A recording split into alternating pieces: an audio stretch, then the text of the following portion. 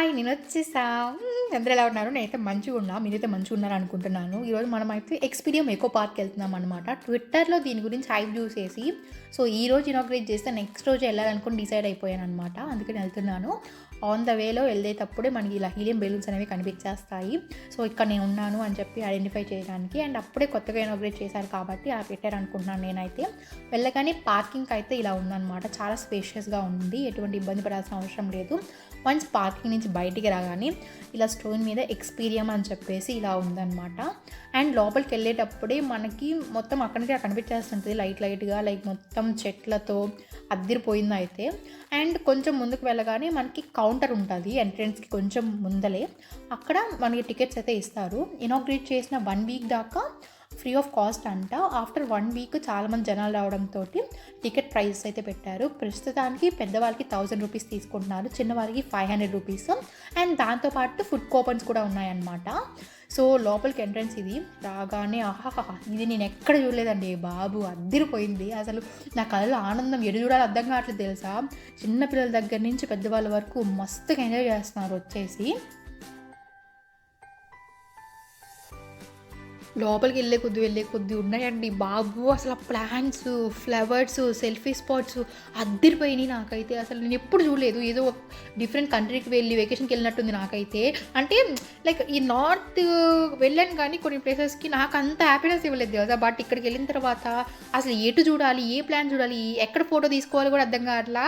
అంత బాగుందనమాట. ఓవరాల్గా 600+ సెల్ఫీ స్పాట్స్ ఉన్నాయంట.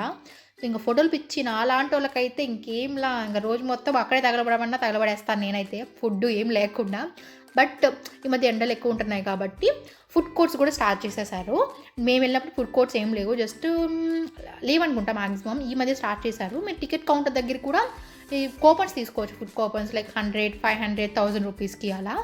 అండ్ ఇది ఓవరాల్గా 150 ఏకర్స్తో అయితే ఉంటుందన్నమాట. మీరు నడుచుకొని వెళ్ళాలనుకుంటే నడుచుకొని వెళ్ళొచ్చు. నేను ఆల్రెడీ చెప్పాను కదా, బగ్గీలో వెళ్ళాలనుకున్నా బగ్గీలో వెళ్ళొచ్చు.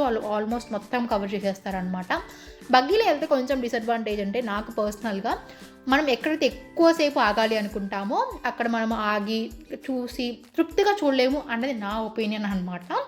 అండ్ ఇంకా లోపలికి వెళ్తుంటే ఇది నాకు కనిపించిందండి. అసలు ఏంటండి బాబు, 6.5 years పట్టిందంట ఇదంతా చేయడానికి. 85 కంట్రీస్ నుంచి చాలా అరుదైన మొక్కల్ని తెచ్చి ఇలా బిల్డ్ చేశారంట. ఎన్ని కోట్లు ఖర్చు పెట్టారో నాకు తెలియదు కానీ అవుట్పుట్ మాత్రం అదిరిపోయింది. ఇక్కడ లోపలికి వెళ్తుంటే ఏదో జంగిల్ లోపలికి వెళ్తున్నట్టుంది. అండ్ ఇంకొకటి ఏంటి అంటే ప్లస్ పాయింట్, దీంట్లో ఒక స్టోన్తో ఇన్ని రకాలైన ఒక స్ట్రక్చర్స్ వేయచ్చా అనిపించింది నాకైతే. ఎందుకంటే నేను ఎక్కడ చూడలేదన్నమాట. అంత డిఫరెంట్గా యూనిక్గా ఉన్నాయి ఇక్కడైతే స్టోన్స్తో చేసిన లైక్ ఏవైతే స్ట్రక్చర్స్ ఉన్నాయో అవన్నీ. ఇంకా కన్స్ట్రక్షన్ అనేది జరుగుతూ ఉందన్నమాట. మేము అప్పుడు వెళ్ళింది లైక్ ఆల్మోస్ట్ 4 o'clockకి వెళ్ళాము. జస్ట్ ఇంకా 2 hours ఉంది మాకు మొత్తం కవర్ చేయడానికి. అంటే మార్నింగ్ 10 నుంచి ఈవినింగ్ 6 లోపల వెళ్ళాలి. ఆఫ్టర్ 6 అయితే అలౌ చేయలేదన్నమాట మమ్మల్ని.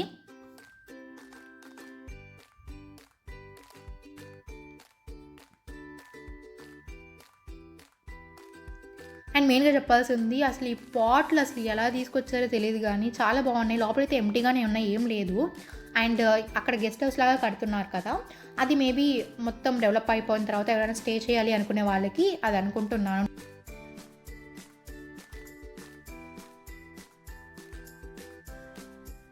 ఈ ప్లేస్ మాత్రం అసలు మిస్ అవ్వద్దు. లోపలికి వెళ్తుంటే ఏదో ఒక డిఫరెంట్ కంట్రీకి వెళ్ళినట్టుంది నాకైతే. స్విట్జర్లాండ్, ప్యారిస్ వెళ్ళినట్టుంది అనమాట.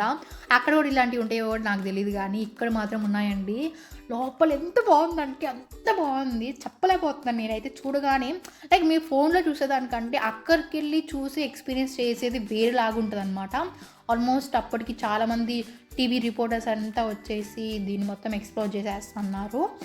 అండ్ ఇక్కడ మాకు ఆల్మోస్ట్ ఇక్కడ స్పెండ్ చేయాలనుకుంటే 1 hour ఇక్కడే స్పెండ్ చేసేయచ్చు, అంత బాగుంది. అండ్ ఫ్లవర్స్ అయితే డిఫరెంట్ ఫ్లవర్స్ ఉన్నాయి తెలుసు అక్కడ. నువ్వు ఎక్కడ ఎప్పుడు చూడండి ఫ్లవర్స్ అన్నీ ఇక్కడే ఉంటాయి. ఆ వైట్గా కనిపిస్తున్నాయి కదా, అవేవో జపాన్ ఎగ్స్ అంట, దానికి పేరు పెట్టారు అట్లా. ఇది మొత్తం ఫ్లవర్స్, ప్లాంట్స్ మొత్తం ఇంకా నేను చెప్పలేనండి బాబు, అట్లుంది. ఇప్పుడు దాకా చూసింది ఒక ఎత్తు అయితే, ఈ మెట్లు దిగేసి లేదా ఎక్కేసి వేరే దగ్గరికి వెళ్తే వేరే ప్రపంచం వస్తుంది. అంటే వేరే కంట్రీ వస్తుంది అన్నట్టు ఫీల్ అయిపోండి, అట్లా ఉంది. సో ఒక దగ్గర ఉన్నప్పుడేమో ఒక కంట్రీ వైబ్స్ వస్తాయి, ఇంకొక దగ్గరికి వెళ్ళినప్పుడేమో ఇంకో కంట్రీ వైబ్స్ వస్తాయి. మేబీ అదేననుకుంటా. 85 కంట్రీస్ నుంచి తెచ్చారు కదా, సో ఇప్పుడు మనం 85 కంట్రీస్ మొత్తం తిరిగేసినట్టేనా అని నాకు డౌట్ వచ్చేసింది అనమాట.